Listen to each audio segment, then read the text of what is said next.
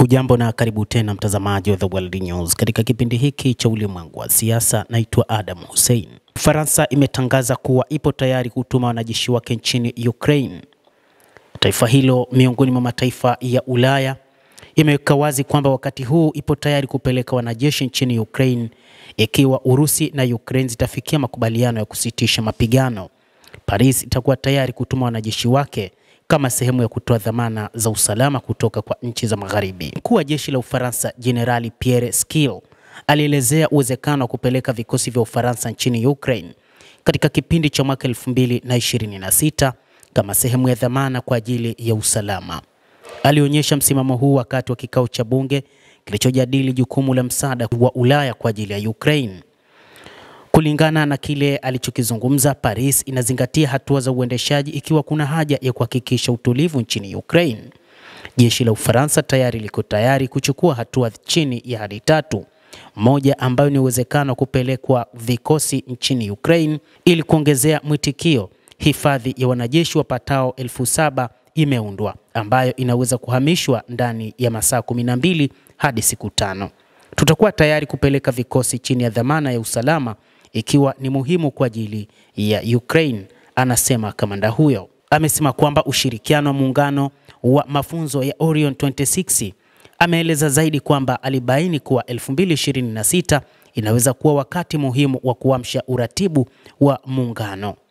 Ufaransa inatarajia hatua za pamoja na NATO na Jumuiya ya Ulaya wakati wa mazoezi ya kiwango kikubwa cha Orion 26. Vitengo vya Kifaransa vitajaribu uwezo wa kufanya kazi katika miundo ya kimataifa na ya mawakala. Kufuatia mkutano wa kilele wa muungano wa walio tayari na kwa hiari mwezi Septemba mjini Paris, Rais Emmanuel Macron alisema kuwa nchi 26 za muungano huo ziko tayari kutuma wanajeshi wake nchini Ukraine au kutoa njia za kuvisaidia vikosi vya muungano kwa lengo la kuhakikisha usalama unakuwepo ardhini, baharini na angani. Kulingana naye, kikosi cha kulinda amani kinaweza kuondoka mapema siku moja baada ya kusitishwa kwa mapigano au kupatikana kwa makubaliano ya amani. Mnamo Oktoba 24, mkutano mwingine wa muungano ulifanyika wakati ambapo washiriki walikubaliana juu ya mpango mpya wa hoja 5 kwa ajili ya kuisaidia Kiev.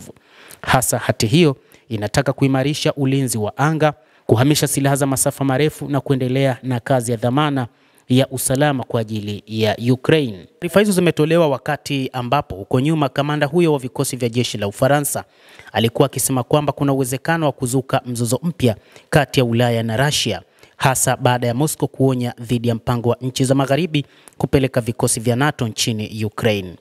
Kadhalika, miongoni mwa yale ambayo yameelezwa na Rais wa Urusi Vladimir Putin ni kwamba mataifa hayo yatakuwa halali na yatashambuliwa ikiwa yatamua kupeleka vikosi vyao, lakini akionya kwamba hii itakuwa ni sehemu ya vita vikubwa zaidi barani Ulaya ambapo Urusi itatumia makombora ya aina tofauti kwa ajili ya kufanya mashambulizi dhidi ya mataifa hayo ya magharibi ambayo yatamua kupeleka vikosi vyake kwa ajili ya kile wanachosema wanaenda kuilinda Ukraine.